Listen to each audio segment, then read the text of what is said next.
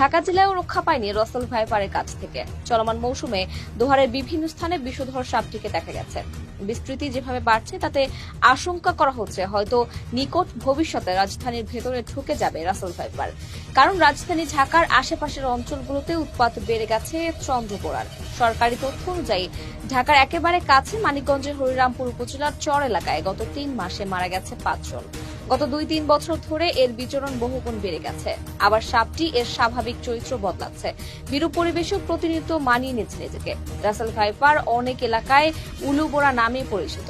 ভূমিতে বসবাসকারী পৃথিবীর বিষধর সাপগুলোর মধ্যে ৫ম স্থানে আছে এটি।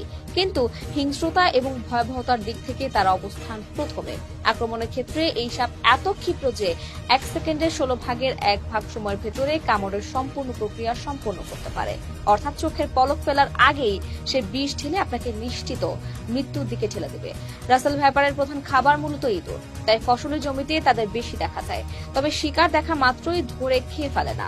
এরা শিকারকে শুধু একা নয়, তার পুরো পরিবার সহ খেতে ভালোবাসে। তাই প্রথমে একটি ইঁদুরকে কামড় দিয়ে আহত করে। এরপর ইঁদুরটি বিষের যন্ত্রণা ছটফট করতে করতে গর্তের দিকে ছুটে যায়, যার পিছু নিয়ে রাসেল ভাইপারও বাসায় থাকা পুরো পরিবারের সন্ধান পেয়ে যায়। তারপর গর্তে ঢুকে একে একে সব ইঁদুরকে খেয়ে ফেলে।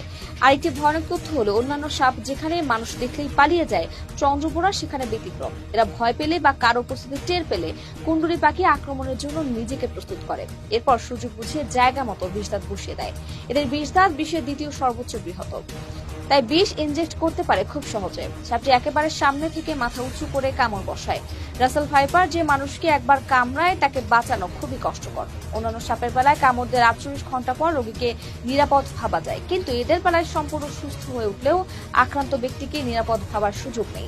কারণ রোগী সুস্থ হয়ে বাড়ি ফেরার পর মারা গেছে এমন রেকর্ডও আছে। এছাড়া অ্যান্টিভেনম দিয়ে চন্দ্রবোড়ার বিষ নিষ্ক্রিয় করা গেলেও দংশিত স্থানে পচন ধরে যায়। ভাগ্য খুব বেশি ভালো না হলে সেই অঙ্গ কেটে ফেলার প্রয়োজন হয় বেশিরভাগ সময়। রাসেল ভাইপার সাপের বৈজ্ঞানিক নাম ডাবোইয়া রাসেলি, যা ভাইপারেডি গোত্রের একটি ভয়ঙ্কর বিষধর সাপ। প্রকৃতির সঙ্গে নিজেকে মানিয়ে নেওয়ার সক্ষমতা বেড়ে যাওয়ায় এটি দেশ জুড়ে ছড়িয়ে পড়ছে।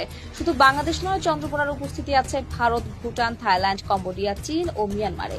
তবে কয়েক বছরে আমাদের দেশে যে হারে এদের আনাগোনা বেড়েছে তা অত্যন্ত আশঙ্কাজনক। মূলত খাদ্যের প্রাপ্যতা, শত্রু কমে যাওয়ার কারণেই সংখ্যা বৃদ্ধি পাচ্ছে। এছাড়া আরেকটি কারণ ডিম না পেরে সরাসরি বাচ্চা প্রসব করা।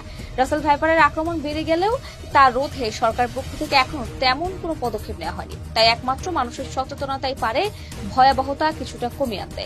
কৃষকদের উচিত ধান কাটার জন্য গামবুট পরে জমিতে নামা, গায়ে থাকতে হবে জিন্সের প্যান্ট ও ফুল হাতার শার্ট। এছাড়া ফসল কাটা শুরু করার আগে পুরো জমিতে বাঁশ দিয়ে ভালোভাবে নাড়াচাড়া করতে হবে।